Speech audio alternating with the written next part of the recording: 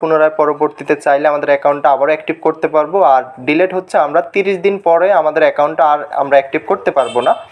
তো আপনি চাইলে এখান থেকে দুইটা অপশন আছে, দুইটা অপশনে সিলেক্ট করে নিতে পারেন। আমি যেহেতু শুধুমাত্র আমার অ্যাকাউন্টটা স্থায়ীভাবে ডিলিট করে দিব, তার জন্য এখান থেকে ডিলেট অ্যাকাউন্ট পার্মানেন্ট, তো ওই অপশনটাতে চলে আসতে হবে। ডিলেট অ্যাকাউন্ট পার্মানেন্টে চলে আসার পরবর্তীতে আমাদেরকে এমন একটা পেজে নিয়ে আসবে। তো পেজটাতে বলতেছে যে আপনি কী কারণে আপনার অ্যাকাউন্টটা ডিলিট করতে চাচ্ছেন। আমি যেহেতু কোনো নেই, আমার জাস্ট আমার অ্যাকাউন্টের প্রয়োজন নেই, সেই জন্য আমি অ্যাকাউন্টটা ডিলিট করে দিতেছি। তো তার জন্য এখান থেকে একটা অপশন সিলেক্ট করে নিতে হবে। আমি একটা অপশন সিলেক্ট করে নিলাম। সিলেক্ট করে নেওয়ার পরবর্তীতে জাস্ট এখান থেকে আমরা এটা কনফার্ম করে দিতে হবে। আমরা এখান থেকে কনফার্ম করে দিলে আমাদের অ্যাকাউন্টটা ডিলিট হয়ে যাবে।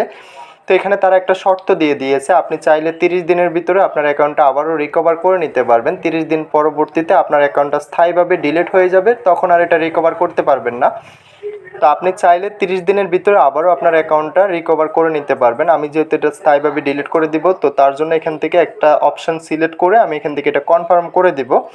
তো টিকটকের এই ধরনের ভিডিও পেতে অবশ্যই আমাদের চ্যানেলটা সাবস্ক্রাইব করবেন, পাশে থাকা বেল আইকনটা প্রেস করে দিবেন। যে কোনো ভিডিও পেতে অবশ্যই আমাদের চ্যানেলে গিয়ে দেখে আসবেন। আমাদের অসংখ্য ভিডিও আপলোড করা আছে, টিকটকের যে কোনো সমস্যার ভিডিও পেয়ে যাবেন।